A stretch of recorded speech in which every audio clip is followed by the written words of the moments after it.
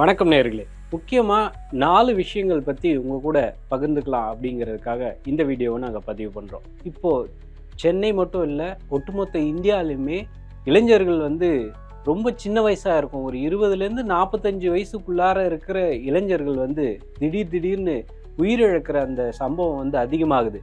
இந்த ரீசெண்ட் டைம்ஸில் தான் ஒரு 4-5 வருஷத்துல தான் இந்த பிரச்சனை அதிகமாக இருக்குது அப்படின்னு பரவலாக ஒரு கருத்து இருக்குது. இது சம்மந்தமாக ஒரு ஆய்வு நடத்தியிருக்காங்க.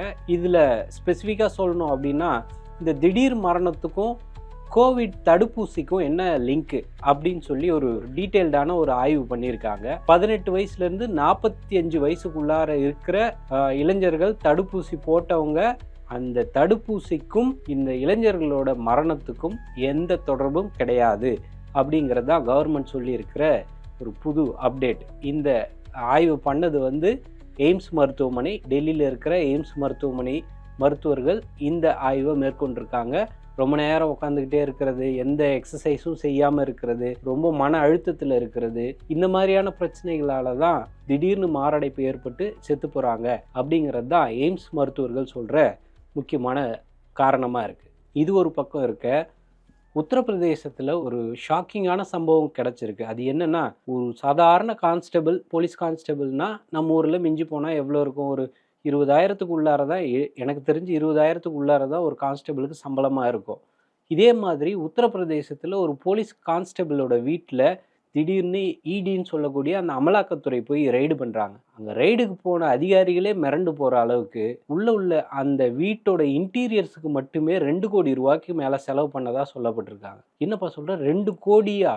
ஒரு வீட்டுக்குள்ளார தான் இருந்ததா இல்லை வேறு எதுவும் கம்பெனியான்னு நீங்கள் கேட்கலாம். ஒரு வீட்டுக்குள்ளார 2 கோடி ரூபாய் மதிப்புள்ள இன்டீரியர்ஸ் மட்டும் 2 கோடி ரூபா கொடுத்து ஒரு கான்ஸ்டபிளால் எப்படி இது ரெனோவேட் பண்ண முடியுது, அவருக்கு எங்கேருந்து இந்த வருமானம் வந்துச்சு அப்படின்னு தேடும்போது ரொம்ப ஷாக்கிங்கான தகவல் கிடைக்குது. அவரோட பேர் அலோக் பிரதாப் சிங் அப்படிங்கிறது தான் அந்த கான்ஸ்டபிளோட பேராக இருக்குது. போலீஸில் 20 வருஷமாக வேலை பார்க்குறாரு. சரி, 1 கோடி ரூபா 2 கோடி ரூபா இருக்கும் அப்படின்னு நினச்சாலுமே, ஆக்சுவலாக அந்த வீட்டு கட்டுமானத்துக்கு மட்டுமே அவர் 5 கோடி ரூபா செலவு பண்ணியிருக்காரு. 7,000 ஸ்கொயர் ஃபீட்டு ப்ளஸ் இன்டீரியர்ஸுக்கு 2 கோடி ரூபா செலவு பண்ணுற அளவுக்கு எப்படி இவருக்கு வருமானம் வருது அப்படின்னு விசாரித்து பார்த்தா, இவர் இந்த இருமல் மருந்து, போலியான இருமல் மருந்து தயாரித்து விற்கிறதுல ஒரு நெட்வொர்க் இருக்குது.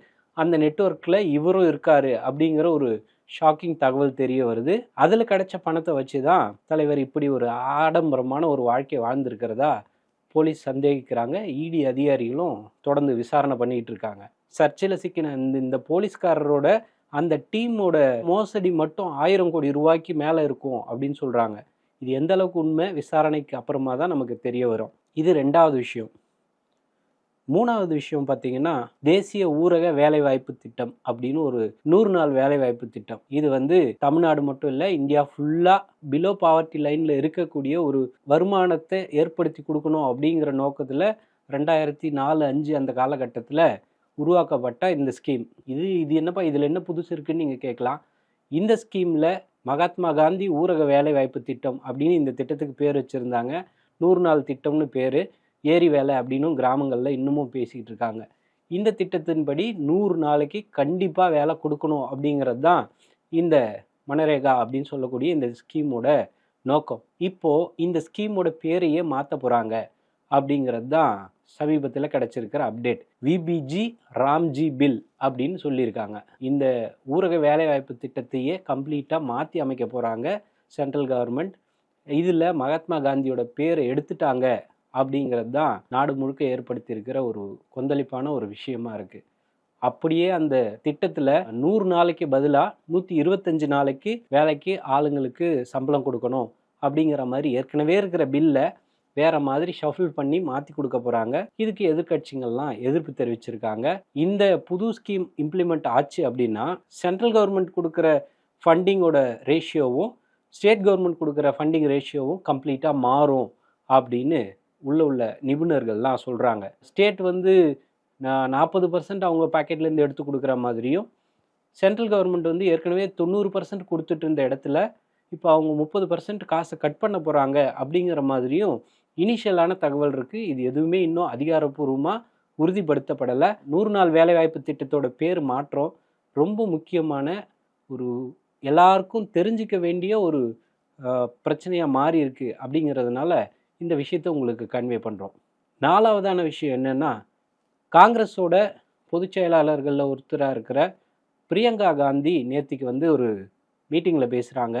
இந்த மீட்டிங்கில் அவங்க ஸ்பெசிஃபிக்காக சொல்கிறது என்னென்னா, பிஜேபிக்கு தைரியம் இருந்தால் அவங்க வந்து பேலட் பேப்பர், அதாவது இப்போ இருக்கிற எலக்ட்ரிக் ஓட்டிங் மிஷின் இவிஎம், அதுக்கு பதிலாக பேப்பர் முறையில் ஒரு 20-30 வருஷத்துக்கு முன்னாடி பேப்பர் முறையில் ஓட்டு போட்ட மாதிரி தைரியம் இருந்தால் பிஜேபியால் அப்படி ஜெயிக்க முடியுமா அப்படின்னு ஒரு சவால் விட்டுருக்காங்க. எலெக்ஷன் கமிஷன் வந்து பிஜேபிக்கு ரொம்ப சப்போர்ட் பண்ணுறதாகவும், அந்த எலெக்ஷன் கமிஷன் நேர்மையாக நடந்துக்கல, சரியாக சொல்லணும்னா ஜனநாயகத்தை வந்து படுகொலை பண்ணுது அப்படிங்கிற மாதிரியான சரமாரியான குற்றச்சாட்டை பிரியங்கா காந்தி முன் வச்சுருக்காங்க. பேப்பர் பேலட் நல்லதுன்னு நினைக்கிறீங்களா, இல்லை பட்டன் அழுத்தி ஈஸியாக ஓட்டு போடுறது தான் ஈஸியாக இருக்குதுன்னு நினைக்கிறீங்களா? உங்களோட கருத்துக்கள் என்ன? கமெண்ட்டில் சொல்லுங்கள். கண்டிப்பாக இந்த மாதிரியான இன்ட்ரெஸ்டிங்கான விஷயங்களை தினசரி உங்களுக்கு அப்டேட் பண்ணுறேன். நான் ராஜா. நன்றி, வணக்கம்.